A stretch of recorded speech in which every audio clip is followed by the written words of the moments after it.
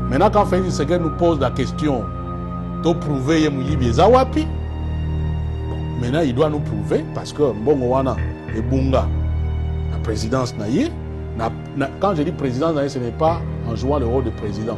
Donc président naïe, ça dit bureau naïe. Et Sika Yazo, parce que c'est son directeur de cabinet. Makambo tout et les cas n'est pas naïe. Il faut quand même qu'ils nous disent où est l'argent. Et Kenda Wapi.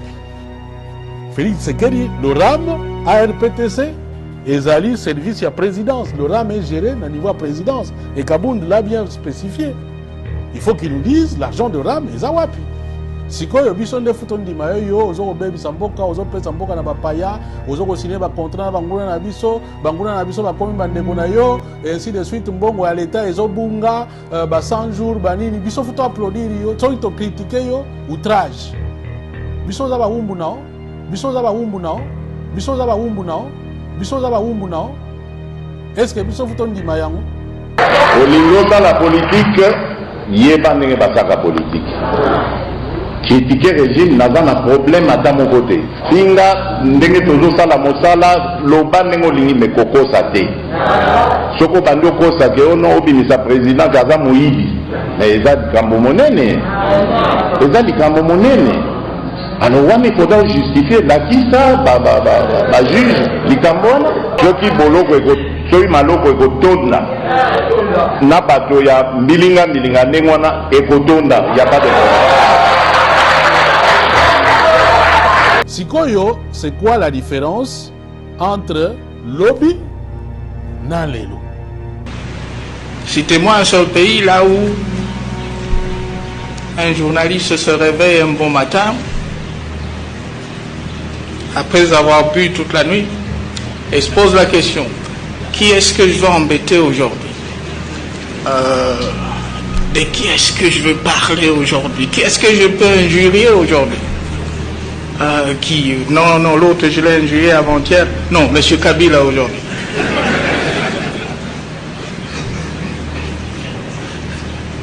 C'est dans quel pays?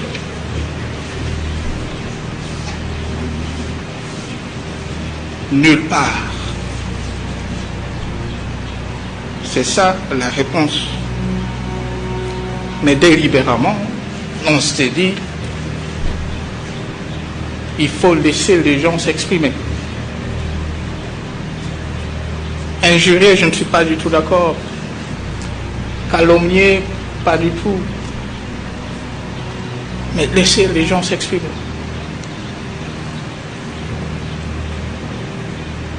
Savez-vous ce que les voisins disent de nous?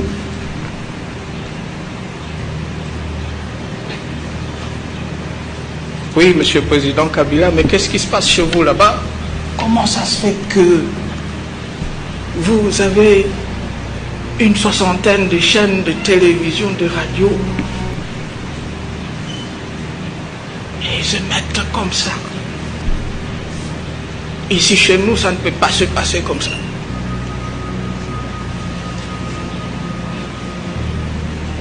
Mais Monsieur le Président Kabila, qu'est-ce qui se passe? Comment ça se fait que vous avez des hommes politiques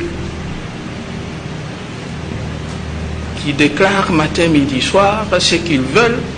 Nazo regretté mingi ngai. En tout cas, la confiance on appelle ça UDPS avant. En tout cas, nazo regretté makasi de vouloir croire na makambu tout au UDPS et bisaka biso concernant Joseph Kabila. Donc, vous avez une campagne de diabolisation qui initié Moutou et pour Bangba Bimara toujours bien. Et ce qui a été le cas avec Joseph Kabila. Moi aussi, je ne croire que Joseph Kabila a des démons pena Moutou pena donc il est au lieu de juger à Milamakila. Façon au IDP c'était le service Joseph Kabila. Nani à mon qui Joseph Kabila nous quitter. Nzoka bango moko baza plus pur que les kabato tout balakisa mabe. Qu'à l'époque lui accusait Kabila de vol. Il n'y a pas de plaque, il n'y a pas nini makambo ebele, il faut qu'il nous dise. Bango lelo baza ko gérer très mal que les kabatouana, bazo sala mabe ko les kabatouana, baza ko kanga batu ko les kabatouana. Donc ce qui te regarde batouana bandoki, c'est que UDPS te robé un pouvoir à démon. Alors bah intimidation à 2 balles. eza mpona biso bafaible, mais en réalité wayanke te. So wayanke ointimide bato oyo yo moni ke noa makasi bato okokana na bango na makasi yanka bundaka bongo.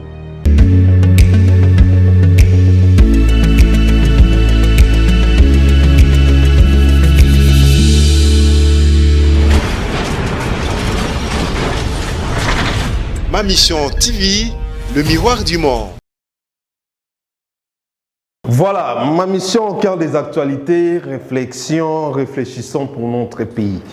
Chers internautes et fidèles abonnés, bonjour, bonsoir, bon après-midi, ça dépend de l'heure où vous nous suivez et de partout où vous êtes. Nous vous souhaitons bienvenue dans votre émission Réflexion qui est présentée par moi, Alexis Wechi. Merci en tout cas, Nabatutu Bokolanda Biso, Peboza ko soutenir Biso, Nandela ko aimer à la vidéo na Biso. Ndena lobaka chaque jour, n'hésitez pas s'il y a un souci, ceux qui boza na ba remarque, en tout cas botine de lango Biso, ça nous aide beaucoup en tout cas il y a quoi avancer puis il y a quoi améliorer musala na Biso. Et ça la critique, ça ko nyonso bomoni bosala et biso toko zwango totali bisikani une photo bon s'appelle bisikani auto qui pète. En tout cas merci Nabino. Lelo titre ezali François Béa azali bongo accueilli na France akina docteur na pour na besoin tout moni comment est-ce que le motard na Gombe ba ko réclamer Kabila batebe ba ko lobeza organisation PPRD ba sali ba ngone PPRD mutu et c'est fouti ba motard bongo pour ça la action na alors tout moni pe bunaga na tisiko toujours na maboko il y a AM23 et puis comment est-ce que na dossier François Béa Joseph Kabila mwana mboka ndenge abandai kolela pona ko voyager ndenge comment passer selon Jeune Afrique o azalaki azui bongo ko relayer ko samba nyonso ya François Béa na aner kino na makala na kotangela bino tweet au conformément quoi relayer awa. Selon les documents de ANEA consultés par Jeune Afrique dans le dossier Béa, Joseph Kabila a regretté le fait que lui qui a réunifié les pays avait difficilement des autorisations de sortie, alors que Katumbi Ebemba voyageait librement, il s'est considéré comme prisonnier. Alors, Joseph Kabila, comment est-ce qu'il là? Selon la source à Jeune Afrique, selon Kosambisa, selon Maloba et Lobama Kikuna, Babi Joseph Kabila, azolé la paix, azako regretté mingi, comme on a yé moto oyo, penza, sangi samboka, n'attend oyo mboka zaki n'a pas problème, mais déplacement na yé et comment passer à éviter pourquoi, en tout cas, azako se sentir local la prisonnier, na makam oya lobby. Donc, au déplacer, au voyager, comment vraiment pas si qu'on a autorisation pour qu'il y ait Libanda. Donc, au Samba, François Béa, Makambouane et Lobami, Makambo, Lobami, moi, belé. Bateau à service, il y a sécurité, Batounakis, voilà, c'est l'Orgène Afrique, Batouni, François Béa, ceux qui, que Joseph Kabila, a Fouta Kimbon, Nabagène, il y a Bukavu, à partir, il paraît-il, à ceux qui ont manigancé pour Nabokondi en place. Et François Béa, le bas qui a eu Makambouana T. Voilà. Makamboué belé au Jeune Afrique, a en tout cas relayé sur Joseph Kabila. Toro solarons bien, na motomoko ya PPRD to bengisi biye déjà zoya. Na ene toro mekako solo la yango parce que c'est les sous question de sécurité pour déjà ebimi sur ces alliés Jeune Afrique mutabimi si yango. Alors, comme je dis toujours, Joseph Kabila Zolela, est-ce que c'est vrai ou faux que c'est Joseph Kabila qui a réuni vraiment le pays? Moi, je dis que c'est vrai, j'ai des arguments solides. On a repéré ça. Toujours, nous avons pas ya Moutouté. Ni à Joseph Kabila, ni à Katumbi, ni à Fatih, ni à Moutouté. En tout cas, on a par Nangaï et la population. Parce que vérité et la Kandé, Nanga population. Parce que la population jusqu'aujourd'hui a souffert makasi koleka ba acteurs politiques nyonso wana otoyebi ba fayulu bana. Alors avant de continuer na kolinga to la non archive il y a vidéo moko ya Joseph Kabila après tokozonga to meka ko commenter sur l'actualité tout au Isalia. Tolanda. Citez-moi un seul pays là où un journaliste se réveille un bon matin,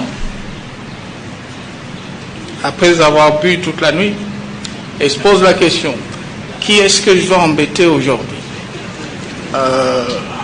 De qui est-ce que je veux parler aujourd'hui? Qui est-ce que je peux injurier aujourd'hui? Non, l'autre je l'ai injurié avant-hier. Non, M. Kabila aujourd'hui.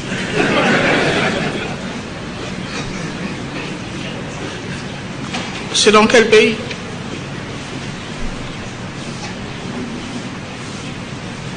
Nulle part. C'est ça la réponse. Mais délibérément, on s'est dit, il faut laisser les gens s'exprimer. Injurier, je ne suis pas du tout d'accord. Calomnier, pas du tout. Mais laisser les gens s'exprimer.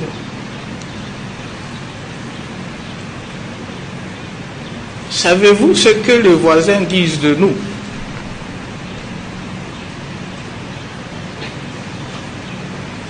Oui, Monsieur le Président Kabila, mais qu'est-ce qui se passe chez vous là-bas? Comment ça se fait que vous avez une 60aine de chaînes de télévision, de radio, et ils se mettent comme ça? Ici chez nous, ça ne peut pas se passer comme ça.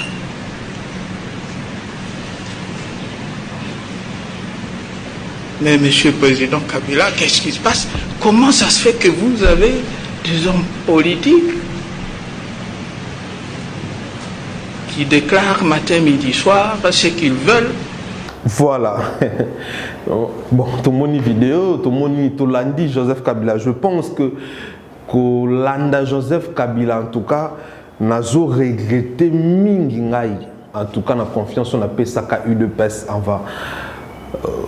En tout cas, nous avons regretté makasi de vouloir croire dans makambu tout au IDPS et Bissarabiso concernant Joseph Kabila. Ça fait très mal. Il y a comme on a qui moto ba kosela qui est penza makambu. Il y a un monde balobaka le temps des alimètres et la vérité nyoso. Na batutu boko landanga et que bon ba problème moko boy se retrouver na ba moment moko boy bozana ba problème boza victime ya ba lokuta na kosenga na bino que botika temps et ça la musana on tendez mutu et pe ça ka raison un solo totike la temps na temps tika temps et ça musana ngo bref ya ngoza et pas Joseph Kabila s'occuper Mobutu azalaki vivant. Déjà, pour Mobutu, tu regrettes ming presque chaque jour. Mais à son vivant, le kuta oyo IDPS c'est le bas pour Mobutu. Nani nde ayinaki Mobutu te. Tokoma ki komona Mobutu on dirait ndoki, on dirait démon. Makambo na koloba soki na kosi ba papa na biso na ba maman na biso ba miya na biso ba noko ba tante o bozola ndangai bomika ko contredire nga to pe bolakisa nga ya solo. Parce que à ma connaissance Naebi que Mobutu il a été vomi comme pas possible. Et la preuve est arrivé il y a Afdel. Bon qui comment est-ce que batu ba kumisaki Afdel ba kumisaki moi ka ba kadogo ba yaki wana op après ba comme connu ko la subaton. Pourquoi? Parce que IDP c'est ça qui musala makasi ya ko inisa Mobutu. Ya ko inisa Mobutu na ba population. Nzoka ezande méthode na bango o basala o babane ko sala donc bazana ba campagne de diabolisation ko yinisa mutu et pour bango babimara toujours bien. Et ce qui a été le cas avec Joseph Kabila. Moi aussi na mané ko croire que Joseph Kabila azab na démon pena muto pena donc yé au lieu de juer amila makila façon au IDP c'était le service Joseph Kabila nani ne amonaki Joseph Kabila ndo quitter Nzoka bango moko baza plus pur que les kabato tout balakisa mabe que les kabato o tout batalisa biso ke bandoki nde bango wana UDPS bango moko baza penza donc na habité et na façon tout batalisa la biso que bato wana ba mabe ba bandoki bango lelo baza ko gérer très mal que les kabato wana bazo sala mabe koleka bato wana baza ko kanga bato koleka bato wana. Donc ce qui te regarde bato wana bandoki c'est que UDPS to kobe un pouvoir à démon. Pour ceux qui te regarde la pouvoir mutu ya bandoki. Il y a Kabila bandoki na ndenge zaki mabe na ndenge UDPS c'est tel biso. C'est que faut tout le pouvoir UDPS oza ya ba démon to za yemoko Satan. Pour autozomo na lelo, c'est plus pur et c'est plus fort koleka il y a automona qui la fois passée. Koleka ngo na musika. Boyoki archive o ya Kabila, boyoki maloba o Kabila lobi.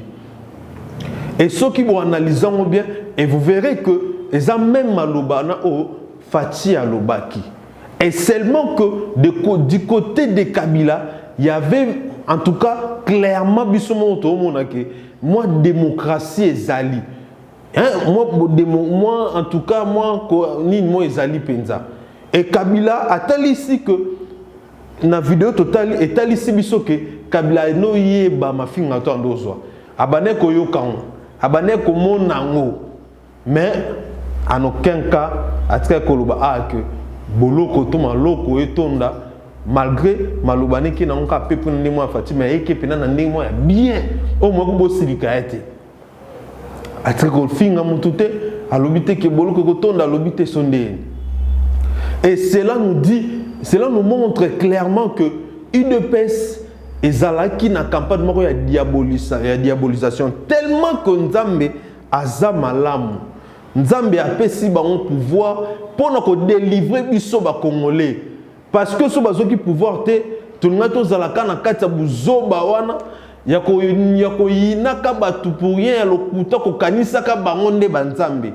Pour lelo ba misusu na UDPS ba comme ça quoi idolâtrie.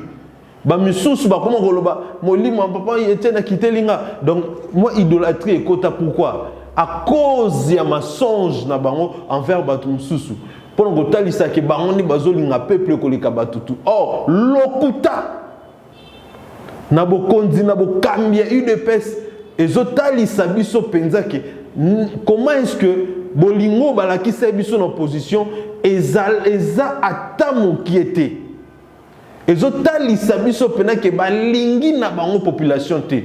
Donc UDPS banda koluka pouvoir pour bakota na histoire que bazwa pe pouvoir pour ba s'enrichir ne baza ko s'enrichir pour ba jouir na ndima ko na bango yebu ba bi paraît ba reconnaître que tant que communicateur na bango soit disant passer ce qui likayabu na landiye alors ba ki ngapi na comme na jouissance na komoka sur la jouissance pouvoir elengi.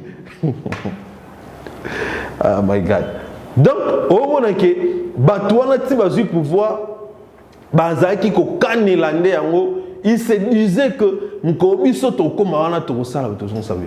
Mais le problème c'est quoi? Les malheurs c'est quoi? Les malheurs c'est que biso oyo to kanisa ki bango malamu lelo toza totalement dessus.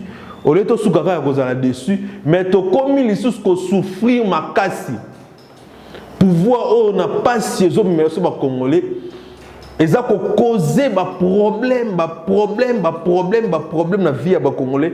Peso même ba congolais belé bazokufa pourquoi pouvoir oyo eza na mesure te eza na mesure te ya ko porter les bango sécurité eza na mesure te ya ko garantir bango sécurité parce que ba yebi ndenge nini ba koki osala te parce que bit na bango liboso ezaki ko s'enrichir. Qu'on s'enrichit. Sécurité exacte na vie à Congolais. Quand on dit sécurité exacte, tout le monde a directement est de la République. On a le bakango na kotika koloba makambu ya STT parce que bato bazokufa kuna bazali ba Congolais lokola ngai. Et ngai ne na loba toujours nazala au milieu du village te nazala ka côté ya population. Voilà la raison pour laquelle Nakolobela ka toujours population, peu importe Otozomona, peu importe la menace qu'il y a de gauche à droite, peu importe oh nyonso bakoki kolaka biso ba boloko tokolobela toujours population parce que toi na bit moko population telema à se prendre en charge à silisa makambo oyo une fois pour toutes. Nani ne akondima penza ke na mboka na ye ya ye penza lokola congolais batu bakufaka chaque jour. Chaque jour batu bakufaka na est. Chaque jour ba problème na est. Makila ya bato o bakana est tondine na se ya mabele. Chaque jour nzamba sala. Et gouvernement pe bokonzi o eza kokoka ko sécuriser ba population STT. Mobutu asalaka majini nipo azwa a sécuriser est bon. Mobutu bino bo fingaka. N'est-ce pas qu'à l'époque de Mobutu, il y avait déjà des Rwandais, il y avait aussi des Rwandais à l'époque de Mobutu. Mais pourquoi les Rwandais comme à niveau de sala biso o bazo sala biso lelote? Pour raison na bino que Kabila les pères ont na Rwandais. Bozo bo sanake ba Rwandais bazaki déjà babaneki pe déjà au travers de Mobutu. Mais en aucun cas tu tra comme na makambo tozo mona est de la République. Ezali parce que bino batu o bo finga ki Mobutu lobi koloba ki alingi batu te abo makabatu tout ça. Bino batu wana nde boza malamu te. Boza malamu te. Ndenge na lobaki nzambe asali à ce que bazwa pouvoir to comprendre bango pendande bazali pour toza la délivrer ne le toza délivrer totalement na makambo ya lokuta ya IDPS. Et si vous remarquez bato belé balongwe parti wala bato belé balongwa. On ne peut pas fermer nos bouches tant que tozo souffrir. On ne peut pas rester là planté tant que tozo souffrir. Nani nde akondima que a souffrir na kati ya mboka na ye na bakonzi oye moko atie. Bon, o abiso na ebité. Nani nde akondima. Et voilà la raison pour laquelle tokoloba, tokotika olobate. Tokotika olobate. Question ya Bunagana. Bande kobozola la bomo na Bunagana to lobaka Bunagana en tout cas deux mois déjà, 2 mois na maboka ba rebelle Bunagana. Oh c'est grave. C'est grave. Comment est-ce que ville moko munene lokola oh Bunagana ezali ba activité le kaebele et va dans 2 mois na maboka ba rebelle et biso tout monde en normal. On ne peut pas voir ça normal. Tant qu'il est en normal, toko sutuka. Toko sutuka. Alors les Congolais, il faut tout revenir dans Mamba Bunagana. Il faut tout zonga lisusuana. Parce que tokoya kosutuka pour rien. Tolanda ndeko Fabien Kouswanika et puis tozonga tout juste après. Nandeko lui fonce. Monanate batu oyo bayiba bambongo wana bakoma kosala ba fête.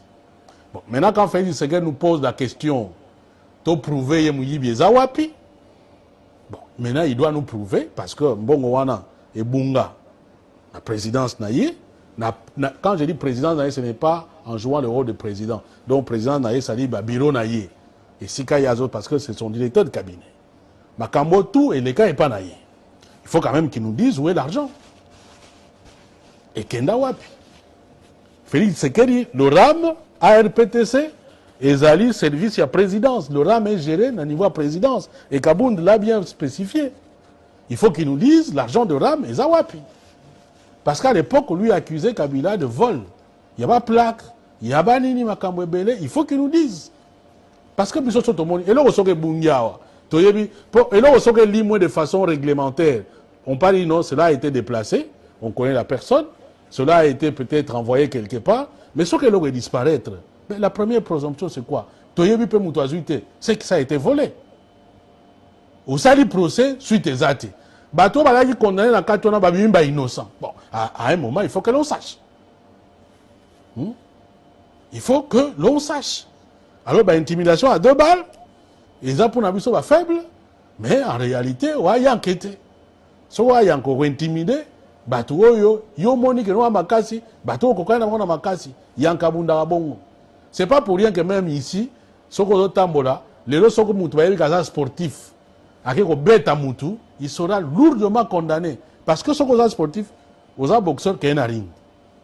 oza catcher soko nani soko karateka kena dojo soko judoka so nani oza soko nani yango kende place babundelaka okende faci beton sikoyo biso nde futo ndima yo ozo kobebisa mboka ozo pesa mboka na bapaya ozo kosine ba contrat na banguna na biso bakomi bandeko na yo et ainsi de suite mbongo ya leta ezobunga ba 100 jours banini biso futo applaudir yo to critiquer yo outrage biso za ba wumbu nao est-ce que biso futo ndima yango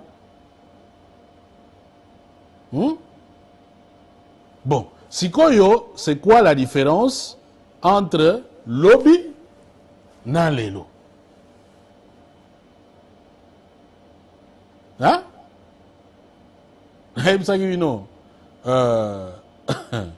Que Dieu nous prête vie. Parce que nous avons encore beaucoup de choses à dire et à faire pour ce pays. Voilà. C'est à travers la puissance et la force que les autres États vous trouvent crédibles, effectivement. Vous ne serez pas crédible par le fait d'avoir eu un président qui parle beaucoup, qui voyage beaucoup. Non. Les France, quand vous dites... Voilà. Les commissions qui ont le dénoncé, moi qui m'ai dit, moi, comme le problème. Ndeko Fabien Koswani Kalobi. Si ko autant ba congolais bazolo ba ke batu bazoyi bambo. Bokomi ko senga biso ba preuve. Toza na preuve wala kisabino te. Bino ndebo la kisabiso ba preuve ya mbongo haram. Banda to banda ki koloba mamkambo mbongo haram. Awa si siko to kozulongo réponse te. Tozulongo do niveau bazo ni kabiso kara neti bazo kama mutolo bate. Toza penza sérieux. Ya koyeba ke ba mbongo bozwi biso ngai naza victime ya mbongo haram. Il faut compte rendu nango ezala. Toko bana koloba makambo wana chaque jour si boko pesa so compte rendu ya mbongo haram. So pesa so compte rendu ya mbongo haram te mbongo wana fo bozongisa biso mbongo na biso. Toloba te. Bolobi o bo finginga muyibi. Bolobi o fo laksa ba preuve. Biso toza na preuve o laksa mutu te. Mbongo haram tozomona ngote to na posa boye bisabiso ba mbongo bozwaki epa na biso pona haram eza wapi bosali nango nini oyo eza productif oyo eza important oyo eza malonga opona biso ba congolais o bozwi ba mbongo toloba te ndenge nini toza na boumbu te toza na esclavagisme te toloba te pourquoi. Il faut boye bisabiso mbongo na biso haram kenda biso to ba victime bandeko bola nanga na poto toza penza ba victime au TDC unité na ndenge zo kenina mozo comprendre et DCNT c'est $2 et dans bokansa siko ba nous aurons le moment bon pendant chaque jour au témoin ça unité bazui 50 unité bazui et puis tu te rends compte qu'à la fin du mois ba roler tout $50 $70 kabo. Boye bisabiso boza obligé ya kosala biso compte rendu ya mbongo haram tokobanda koloba makambo haram oyo chaque jour soki bokanga biso pour ko bolaki biso bokanga biso problème te mais boye bisabiso quand même que mbongo ya haram ekia Congo est commis boye pourquoi comment est-ce que bokola la bolamuki bo décider peuple ozo souffrir na déjà bon nos oreilles sous mbongo peuple ozo na nzala ozo na mbongo somba lipa ate crédit pour me kobeta ta cop bozuye sous mbongo wana. Comment beaucoup de mitema jusqu'à ce niveau? Ce qui est penza solo, Kaboun a peki sara mon konzambo ka kosa elo kona ce qui est penza solo et que mon konzambo ka yoka kete en tout cas na habité na lubani ce côté là. Na habité na lubani. Wana na loba ke biso ba congolais que to apena foutu. To ça foutu ya kozana ba konzabo. Ce qui est solo makam o Kabunda lobaki. Parce que mbongo haram est-ce que tu éviter et nyoko libiso batu ba kufi likolo ya haram wana mutu musoko sa la crise moi 50 nte mbangu ya vite fait pour benga bazui yango et ça se fait que mbongo za susté na butu likamego ya oza ote moi crédit bazui yango donc eux allons sobi na Orange Man et donc tu éviter soki décision wana to arnaque wana bakanisa ki yango bien mais to tikate parce que zambongo na biso eza ba droit na biso le plus légitime ya ko tout na mbongo na biso ya ram mbongo à 100 jours batutu oyo bokanga botika bango ata mutu moko aza na prison siko tolobaka ate po tobangaki bokanga biso non c'est méchant toloba il faut toyeba mbongo 100 jours ekenda 46 millions ekenda bon 46 millions mbongo ebele makasi bongo 46 millions ekoki otonga pe société membre diminuer pe chômage. Et ça li pe ba master ba ya ba noko ba maman ba tanti ba zupe misala pour musala les a tellement passe na kati ya Congo misala les a te pour lelo président na biso président en place quand on a ta école et comme ils mois passe bon moi mi ba limisa tatoni na ba province wana quand on a ta hôpital ils passe alors c'est 46 millions et quand ça quelque chose de bien et ils ont fait bénéfique pour la population. Mais qui n'a pas 100 jours, tout le bâti, ma 100 jours et qui n'a pas bon, n'a rien qui est là, tout le bâti. Donc c'est dommage et c'est malheureux, ça fait très mal. Nous sommes pour notre côté sabino que le pays va très mal. Mboka ki malamute, mboka ekende mabe, ba Congolais en général, il ne faut jamais tous à la kaba tout monde ko ba péré moroboy, total la kama mudé ba ki zengi boy, ba ko nyoko la biso total, ba ko yiba mbonga ram total, ba ko zo mbonga 100 jours total, ba ko sala total. Il ne faut pas tous à la kawana. Kolobana koloba mbongo zo kauka, so zo kauka, mbongo pa malunga te, mais zaka na bolingwa mboka de to sala musala o. Avec beaucoup de risques que tu as parcourir. Alors, bino na bino population, il faut que ça la preuve, il y a responsabilité. Toujours, prenez-vous en charge. Prenez-vous en charge. Et nous, on ne peut pas rester là pendant que non. Tant il faut population de votre part, bon là qui s'appelle que mécontentement nabino, il faut pas être souka. N'a pas message, n'a pas commentaire. Non, il faut agir. Il faut vraiment qu'on se prendre en charge, qu'on télémine la union soit mabé pour pas bonisa, pour même oyakoya abanga. Alors bah que population na kokyo sakana ngote. Il faut se lever. Il faut s'élever, se prendre en charge. Chaque jour, il ne faut jamais qu'on compte sur les condiments, politiciens. Il ne faut jamais compter surtout sur les politiciens. Parce que comme ça, il marche bien na bango. Pour que les sikamoko comme on a sommé, comment qu'on utiliser biso. Une fois on a sommé, babosani biso. Preuve. Président Toanaï. Avant, dans les lots, c'est deux personnes différentes. Avant, à l'oba qui tout le monde qui est malade, tout le monde qui est malade, Nzambala l'a raté, à Komikuna, à Zosa les côté, et Nyoso, et qui est mabé. Donc, il faut Bissomoko, tout se prendre en charge. Il faut Bissomoko, tout élément.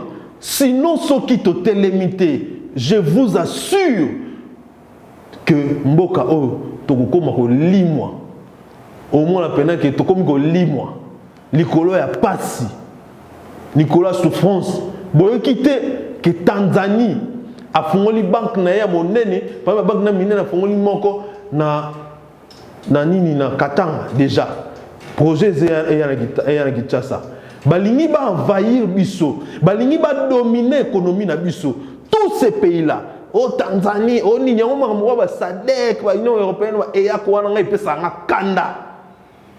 Parce que remarquez, presque toutes les grandes banques, presque tout millénaire, ils ont Kenya, ils ont Nani, et cette fois-ci Tanzanie peut comme Koya. Lobi Boroga Burundi, comme côté na côté belé. Tanzanie, Ouganda, Eni, Rwanda, déjà vous tabandaki. Comme qu'on envahir biso. On peut, comme un niveau monoboi, qu'on s'en sortir, qu'on l'obate, parce que on puissant économiquement, des projets na bango. Que ceux qui basent bien autre côté en galère. Alors, rien n'empêche que les Congolais basent la puissant économiquement. Il faut tout élément. totelemi na makambo wana tout. Ce sont des deals au DG Salami. Vous remarquez comment est-ce que la banque tout est miné notre temps et zo za ka ba mboka wana o to wana on problème o zo o ya pime na biso na Kenya wa Tanzanie bani et ce qui to lali to kangimisu to ko sutuka déjà économie va congolais na maboko ba étranger ba indien ba libanais bana et c'est honteux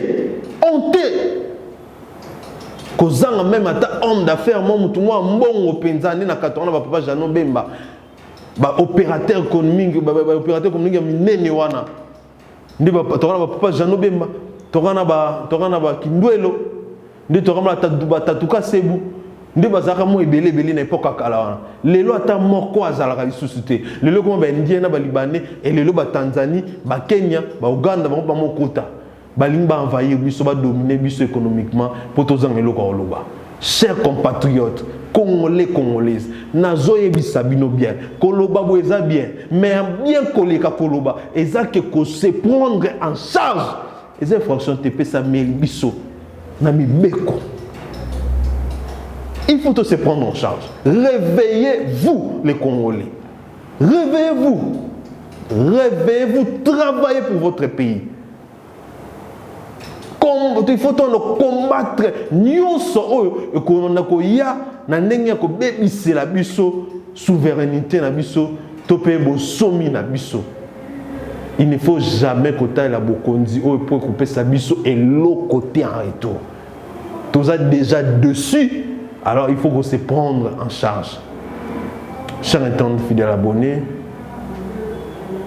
na sepeli parce que na mone mutu moko commenta qui alobi que en tout cas papa toeki et cette fois-ci tokotika la kaka na réseaux sociaux. Oui, ne démarche na biso 2023 zoya soki ba moni que toko bougete ba ko imposer biso ba résultat na 2023 botala ndenge ba élection on ezali.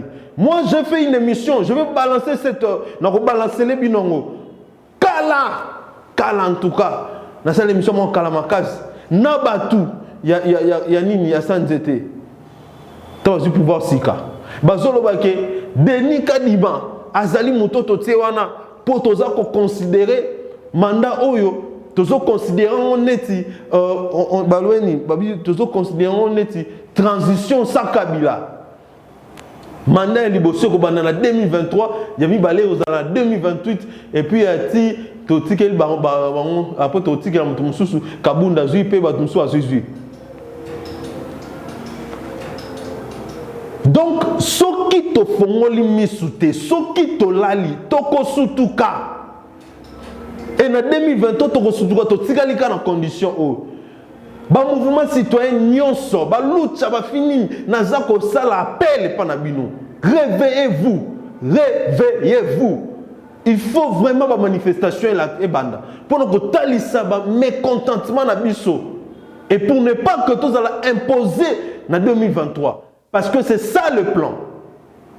Parce que nous talaboye sur papier ba bokondi oyo eza na façon pe na moyen ko lekate baza na cahier de charge te baza na bilan te ennemi na bango liboso eza bilan na bango.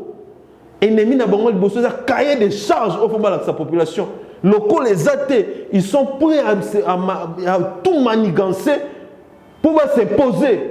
Et biso soki to lali to kosutuka. To kozonga so atongolo ba mo pe bakangi na ngo sungai. Ah bazo kanga ba. Mo bakangi kangi subato. Donc ko lo ta biso pe na danger pour bazo kanga ba. On est tout le mingi biso to ya pour conscientiser une fois. Tout le monde mobilisation, biso presque toya toujours netoyaka. Toye toujours ba image, toye toujours talisa na mokili. Comment est-ce que batwaza mécontent? Et c'est que nous on veut. Parce que le pays va très mal. Naloba toujours que na bato ba libanda mboka. Oh ba lobaka biso afinga biso à chaque fois to loba makambo oyo. Et ça parce que Balban Namboka. Mais ils sont victimes de la souffrance à Congo. Parce que les talibans, la plupart, batina ka mbongo chaque année chaque fois na ba famille na bango na Kinshasa bagane apé ya malonga te il y a danger te so pesa ndenge nini seulement que baza quand même na bazo vivre plus bien que bato baza a nanda bazo zwa moyen pe à s'organiser bien ezate pour fois tindara a mais lelo soki mboke bongi et je pense pas que ça bon. Donc une fois na bato ba finga ka biso na bato baza contre biso makambo tokosala normalement tokosala on peut pour na bango pour lelo une fois so mboke bongi na bango pe ba kozala bénéficiaire ba koma ko économiser bien ba kozala sous obligé te ya kotindaka tindaka mbongo chaque année ndenge basala. Vous savez combien de mbongo e utaka na diaspora ya Kinshasa ya ba milliards ba 2 milliards je crois par an e uta libanda ya Kabou. Donc biso nyonso oyo diaspora mutesungaka biso au moins muta osa musala na domaine quelconque mais tellement on s'ouvre à ko se retrouver te au moins à se retrouver à partir ya ba aide na obande ko libanda basala kana ba soutien na bango envers biso. Donc bande kona biso wana libanda bazara penza na raison ya osilika bazara penza na raison ya ko réagir mal et moi qu'on va réagir ça et puis ba na raison ozalaka ba combattant na ba combattante ba na raison et puis bazara na raison olande la politique ya ko lobaka on va lobaka ya ko silikela ba kondi ba penza na raison. Et pourquoi? Parce que ba bato ba souffrira makasi na misala ba osala et ba kozala quand même moment obligé ya ko tinda ba mbongo à tout moment chaque fois na Kinshasa po ba na choix te bato ba souffrir na ko isa bango pe bolemba te botinda kaka po souffrance ça ceux qui bosali bongo te mawa trop. Alors les message na ba oyo pe ka ba libanda wana o bazo finga kabiso o to lobaka makambo o c'est pour le bien de nous tous, sachez-les bien, c'est pour le bien de nous tous. À moins que bino bozana pouvoir, à moins que tu finga bon no kona bino tata mo no oncle no nani soki papa lexo papa kulutu ana bokonzi azo sala soki wap. Mais ce que ça a némo na bisoboy yebaki c'est le bien de nous tous. Ndeto yaka awa to vandi a to kolobe mamboka.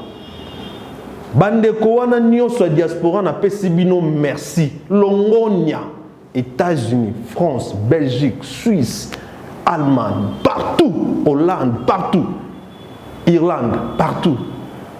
Obo zolanda biso, obo sungaka bande ko na biso, obo soutenir bande ko na biso. Bosala ngoso ki bosala ngonteza passe, ne na ko lobana mino ba misuba ko limwa. Passe ezali.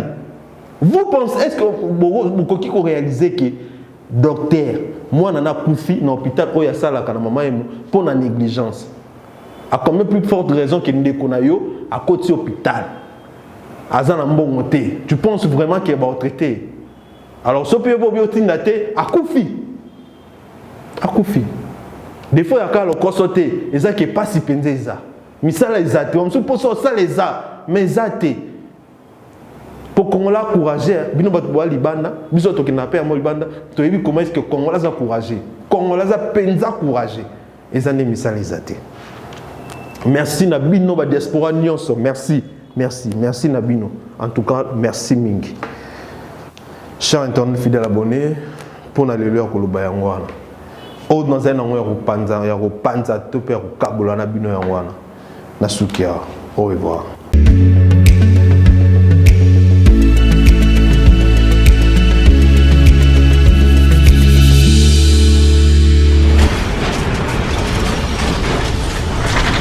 Ma Mission TV, le miroir du monde.